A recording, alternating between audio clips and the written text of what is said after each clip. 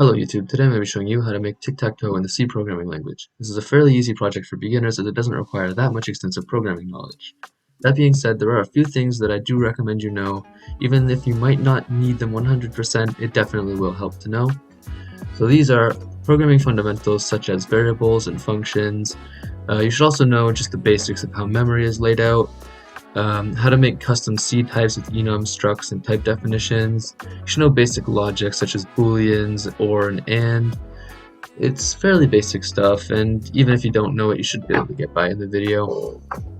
So basically, this project, as I said before, is Tic-Tac-Toe, and a quick outline of it is that it's going to keep track of a 3x3 grid in memory, and it's going to start empty, and as the game goes on, it's going to get filled with either an X or an O. And if an X takes up 3 spots or in a row, or an O takes up 3 spots in a row, that player wins the game and the game ends and the program closes.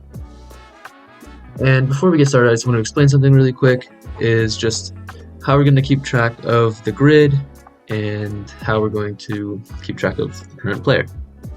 Basically, we're going to create a type called player, which has 2 possible values, player X and player O, using an enum and a type definition. And for the grid, we're just going to have a character array that is 3x3, and it's going to just start off with a dash in each position on the grid. Sorry. Okay, so now let's get into the video and start writing some code.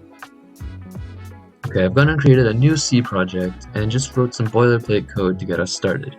Now just to make sure everything is all in order and working, I'm going to type printf hello world. And then I'm going to go down here and I'm going to compile my code. Seems to be working. Now I'm going to run bin/game, and it says hello world, just like I wanted it to. Perfect. So now we want to start writing some code for Tic-Tac-Toe, of course. So I'm going to include 2 other header files up here. It's going to be standardbool.h and standardlibrary.h. Oh, I messed that up. Okay, so now we want to create the player type. So we're going to start off with an enum, and this is going to be the player. So we're going to give it a type of, or a value of player X and player O. Of course, not with a semicolon. Now this isn't going to do much for us, so I'm going to prefix this enum with type def, and I'm going to add player to the very end, right before the semicolon. This allows us to create a new player object, which is going to be a global variable. But before we do that, let's get the grid done. We're going to type character grid, all caps, as it's a global variable, and it's going to be a 3x3, and not sure what happened there. We're going to end it with a semicolon, of course, and now I'm just going to quick just go add each dash individually for each row and each column.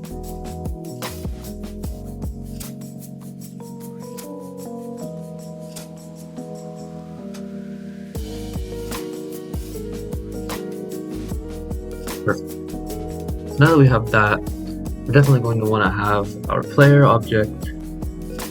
So we're going to start by using our custom player type, and we're going to call it current player in all caps, and we're going to set it equal to player X. Now we can go down to the very start of our program in the main function, and we're going to want to write boolean, and we're going to call it game running. It's going to be set to true, and once that's all ready, we're going to type while game running, and we're just going to leave it as that for the moment. And okay, so what we're going to do now is we're going to print no, we're not going to print anything. We're going to keep track of the row and the column. And now we're going to want to go back up above our grid and create a new function called printGrid. It's not going to need any parameters or a return type, so we're just going to go down below the main function, and we're going to, of course, define our function that we just declared, and we're going to do that by flipping through each individual pile in the grid.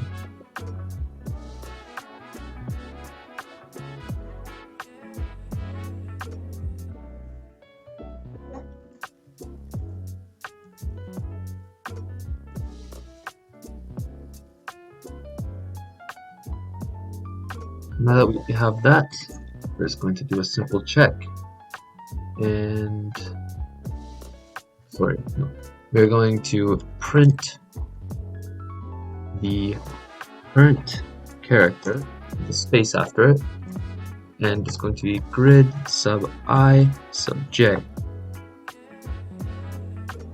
Now, that's going to do some decent printing for us, but it's going to look kind of bad like that. So we're going to want to print a new line at the very end of this.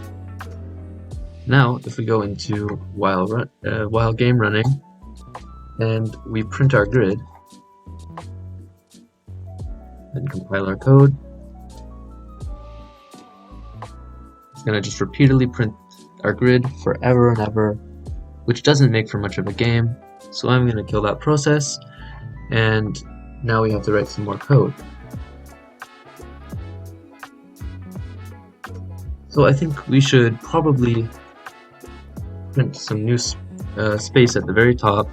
So we're going to have a new line followed by just some stars, and then another new line after that. You know what? Actually, let's make it 2 new lines just for some extra space. And now, after we print the grid, we're going to want to print a little message to the player saying which player is currently playing, and then we're going to want to inform the player they need to enter a row and a column.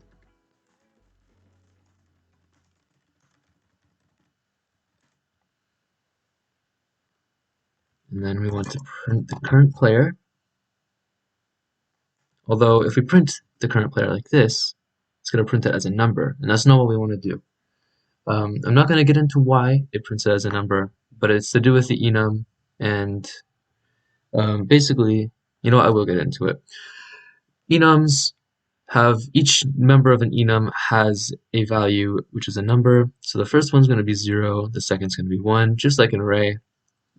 And essentially the way we're going to fix this is we're going to check, is the current player equal to player X?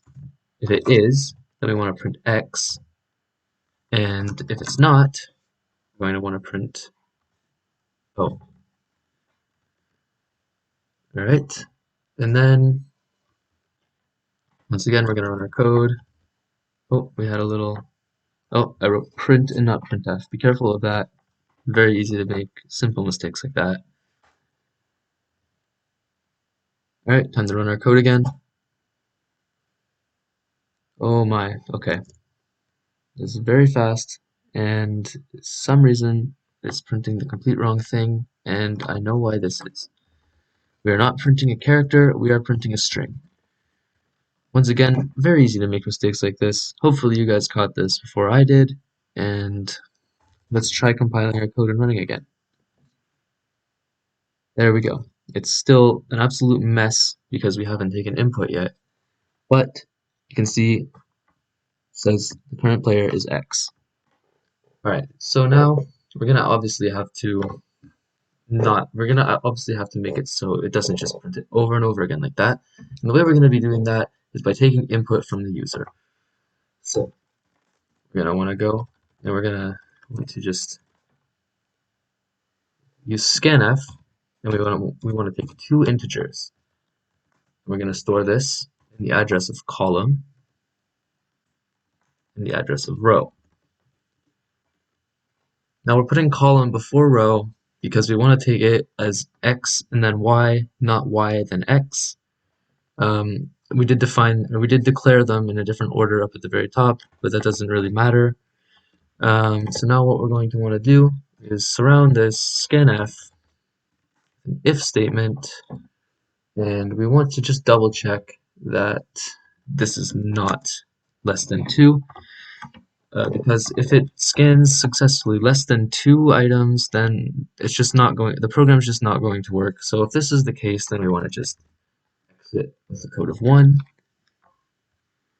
and then we just want to make sure that the row the player entered and the column the player entered are both actually on the board, because if the player enters like 52, the program's just not going to know where to print the value. So, okay, so we want to check if the row is more than 3, or the row is less than 1, or the column is more than 3, or the column is less than 1. If so, we're going to continue, which, if you don't know what this does, it's just going to stop the loop here and go right back up to the top of the loop and start again. So that way we're not going to switch players, and it's just going to ask for input from the same player again. Alright, so now we want to make sure that that the space isn't already taken.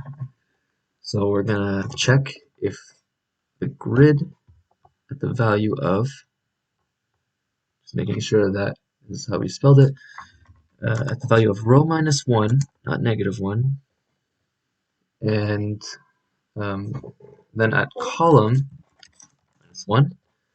I'll explain in a minute why we're using minus 1 here, but for now, we're just going to want to check that if it's not equal to dash, then we want to print to the user that space is already taken.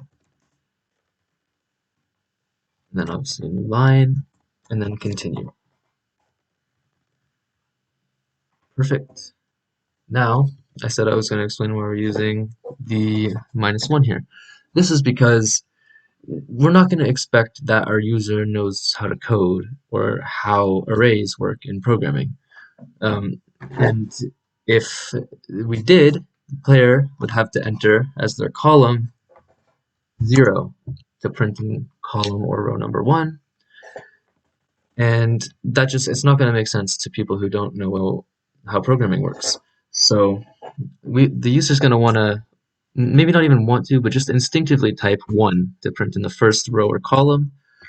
And if we do minus 1 on the current row value, then it's just going to be much easier, because if the user enters 1, then it's going to select the 0th element instead of the first one. I hope that's not too confusing. If it is, then make sure you leave a comment and I will explain it in more depth. Now, if this right here is not the case, then we're going to want to set that position on the grid, minus 1 and column minus 1. We're going to want to set this equal to, once again, current player. So we're just going to go up here and we're going to copy this, print it here. Alright, and then we want to call a method called swap, not a method, a function called swap player, which we haven't created yet. So we want to go back up and we want to declare this function, and it's going to be void and swap player. Alright, now I was going to copy this and I'm going to go down to the very bottom. Now we're going to define this function. And the way we're going to do that is simply, if the current player is equal to player X, we're going to set the current player equal to player Y. Or player, oh, sorry. Otherwise, we want to set current player equal to player X. Essentially, all this does is just switches the player, as the name says. So now we should have a working game, but we're not done yet. But let's just make sure everything is working the way we want it to. I'm going to expand the terminal. Okay, so I'm going to type column 1 and row 1, and as you can see, it puts it there, and it switches the player. So now I'm going to put 2 and 1, and you can see here, we got an O. Now, let's try to win the game and see what happens. So at X, I'm going to put it at 1 and 3, and then at Y, I will just go 2 and 2, because I want to just win as X real quick. Now we're going to go 1 and 2, and as you can see, it just switches back to 0, or to O, sorry. And we can just keep going, and it's just not going to make sense until, say, if I place at 1, 1, that space is already taken. Now this is no way to play a game of tic-tac-toe if nobody can win. So what we're going to do here is we have to detect if somebody has won the game. So what we're going to want to do, go back into our game loop, and before we swap the player, we want to check. It's a tie, first of all. And if it is a tie, we're going to set the game running to false, which is just going to cancel our loop, and then we can have some more code after the loop or inside, depending on how we do it. But we probably should also tell the user why the game has ended. So we're just going to type tie. All right. Now, we haven't declared nor have we defined check tie. So back up here, we're going to type bool check tie, and then we're going to go define this function bottom of our code. We want to just simply go through and we want to just make sure that there are no dashes left in the entire board.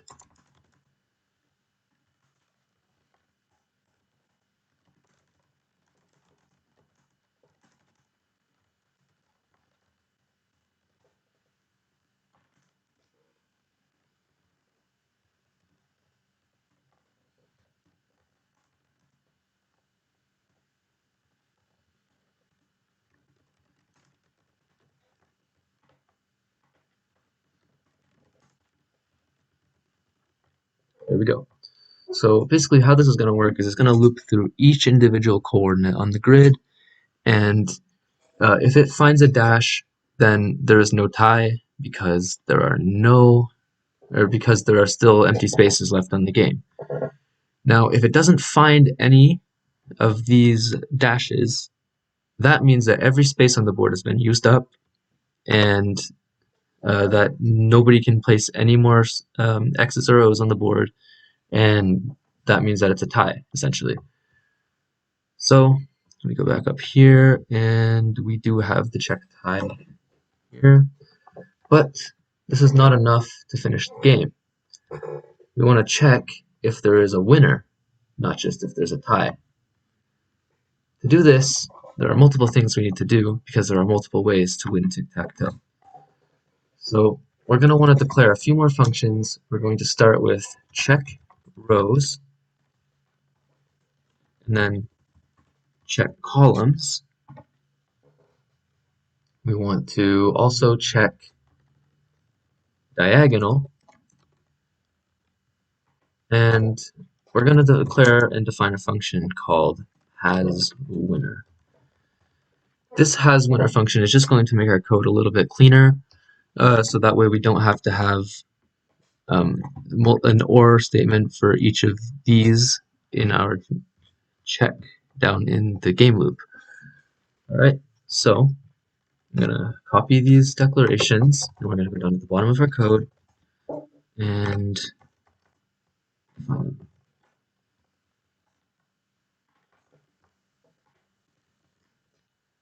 rows.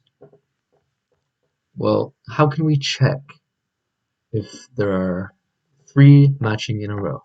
We need to go horizontally across the board. So we're going to start at I is equal to 0. So as I is less than 3, then increment I by 1 each time. So now we're going to say, this is going to be a bit of a long and messy if statement, but we're going to check if grid sub I sub 0 is not equal to dash, and grid sub I sub 0 is equal to grid sub I sub 1, and grid sub I sub 1 is equal to grid sub I sub 2. And if this is the case, we'll return true. Otherwise, we'll return false. Now, the way this works is essentially it's just going to compare the first element in the row to the second one, and since these two are equal, then we can compare the second one to the third one, and there are only 3 elements, so yes, that's fairly simple. Now what we're actually going to do for checking the columns is we're going to copy all this code because it's very simple, or very similar, sorry.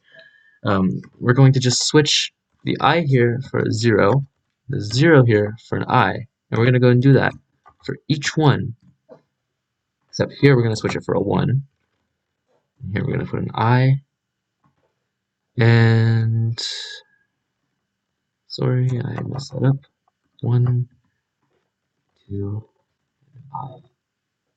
Alright, so now checking diagonal is a bit more complicated. Well, not more complicated per se, but it's a bit more code. So basically, we're obviously going to want to check grid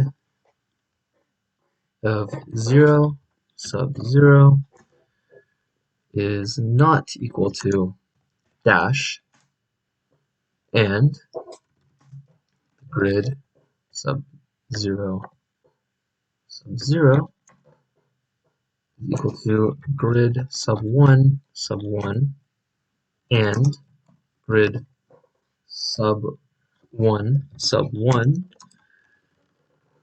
is equal to grid sub 2 sub 2. If that's the case, return true. Alright, now there is one other way that this can happen, and it's very similar to the code we just wrote, so we're just going to duplicate this, and instead of doing it the way we just did, we're going to just place 0 here with a 2, the 0 here, the 2, and finally 2 here with a 0. Alright, so now we have that function called check hasWinner. So we're going to say bool hasWinner, and we're going to check, is there a winner in the rows, is there a winner in the columns, or is there a winner diagonally? So we're going to check columns, or check rows, or check diagonal. Alright, so now back up to our game loop. And we'll put if hasWinner is true, then what we want to do is we want to print the grid, obviously, and then we want to print the winner, and then we want to close the game. So I'm going to start by just printing a new line, just for the sake of the game looking better. We're going to print the grid, and then we're going to print that winner is character, which for current player is equal to X. That's true. Then we're going to print X, otherwise we're going to print O. And after that, Gonna set game running false. Alright, so let's try our code. We're gonna compile. Compiles without error. We're gonna run the game. I'm gonna put 1 and 1. That does not seem right. It gives us, says that x1 on the first try. So I'm gonna take a minute and I'm gonna try to figure out what exactly is wrong here. Okay, so it was actually a fairly simple mistake. We just forgot to return false. Neither of the above statements are true. So now we're gonna compile our code again and run. So now we're gonna put 1 1 and it switches the player. So we're gonna put 0 at 2 2. Then x at 1 3. 0 or O at 1.